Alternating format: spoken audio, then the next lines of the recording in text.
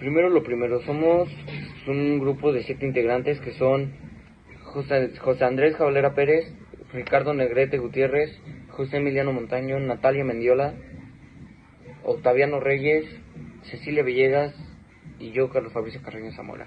Y en este video hablaremos de la esclavitud moderna.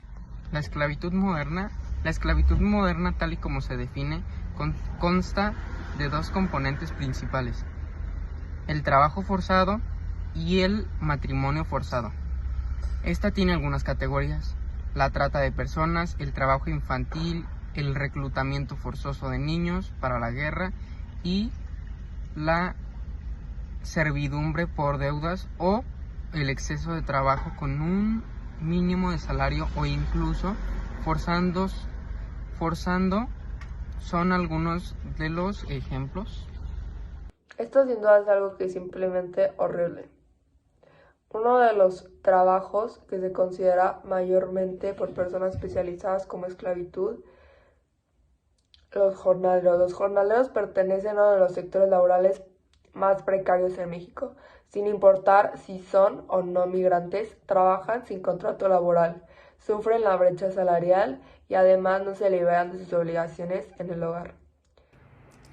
De acuerdo a la experiencia de María Mayela Blanco Ramírez, investigadora del área de Derecho al Trabajo de las más de 3 millones de personas que trabajan en el sector agrícola, en México el 40% son mujeres con salarios que varían entre 120 y 250 pesos por día.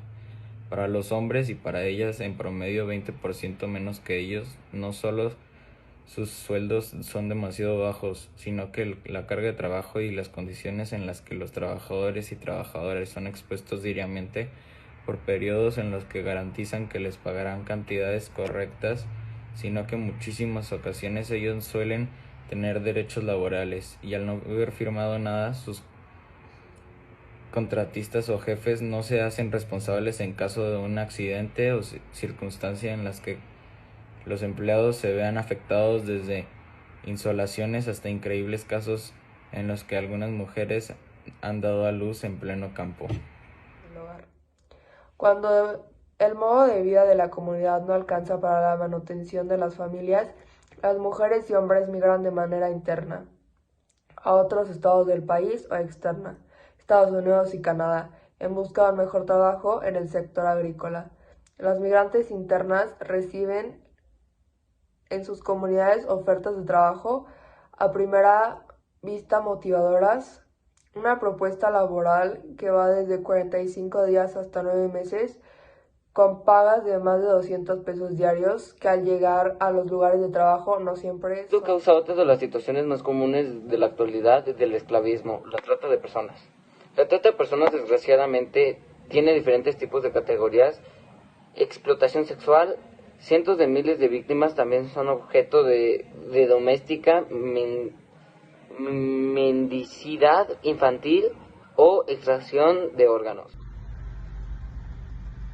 La trata de personas sigue aún con una tendencia alta en México.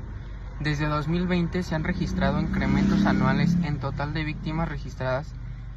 En lo que va del 2023 suman 764 casos reportados, de los cuales cerca de la mitad son de menores de edad. Los traficantes engañan a las mujeres y a los hombres y niños de todos los rincones del planeta y los someten diariamente a situaciones de explotación. Los principales países de destino para la explotación de víctimas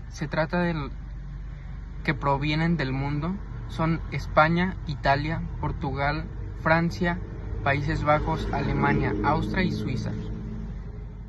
Volviendo al tema anterior, las personas de estados del sur como Oaxaca, Chiapas, Veracruz, Guerrero trabajan en los estados del centro y norte como Hidalgo, San Luis Potosí, Jalisco, Estado de México, Michoacán, Aguascalientes, Chihuahua, Zacatecas, Baja California y Sonora. Mientras que las que viven en el centro del país se desplazan hacia los estados del norte y migran ya sean solas o en grupos familiares.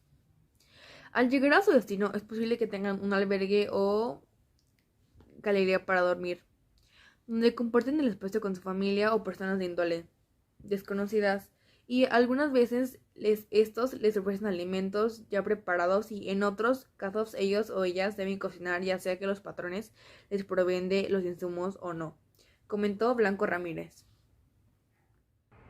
La mayor parte de las veces no tienen camas o hay bases de cemento sin sábanas ni cobijas. También hay quienes al llegar a los campos agrícolas deben de rentar sus espacios propios o al recibir en casas a medio construir o en cuartos compartidos. En un día normal de trabajo las mujeres se levantan alrededor de las 5 o 6 de la mañana, mientras que los hombres de 4 a 5. Si les dan alimento, el café se sirve temprano y algunas veces les ofrecen pan dulce.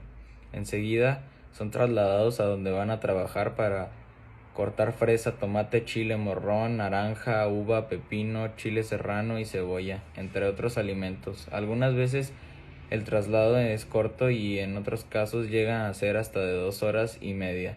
Simplemente son condiciones infrahumanas. Los trabajos que las jornaleras realizan dependen del tipo de cultivo. Hay quienes cortan, siembran, empacan o limpian la tierra, y en otros casos las destinan tareas domésticas como limpieza de los baños, elaboración de alimentos o dar agua a quienes están sembrando, haciendo aseo en los espacios comunes. Por lo regular, sus horarios son de 7 a 4 de la tarde, de lunes a domingo. No tienen días de descanso y hay quienes trabajan doble jornada con un trabajo vespertino. No hay pago de horas extras, ni pagas dobles los fines de semana. Antes se decía que las mujeres acompañaban a sus parejas. Yo creo que ese término en realidad no ha existido. Pero para muchos empresarios era más fácil decir que las mujeres acompañaban porque era una forma de ocultar y no tener una obligación salarial, por lo tanto así poder tener mano de obra extra. Por ende, Si este tipo de prácticas de la esclavitud moderna al parecer es más antiguo de lo que parece, las personas en las zonas rurales e indígenas, que es de donde vienen la mayoría de los trabajadores o trabajadoras del sector agrícola, padecen desnutrición y enfermedades como osteoporosis, presión arterial, son propensas a desarrollar diabetes. A falta de contrato no cuentan con servicios médicos y alimentación en los centros de trabajos. ¿Qué? No puede ser. Ni siquiera tienen los elementos básicos para tener una vida decente. La mayoría de los migrantes llegan en condiciones de desnutrición, de descalcificación, y esto se les suma que tienen que llegar a trabajar bajo el intenso calor o frío. Agregó la investigación de María Fernández.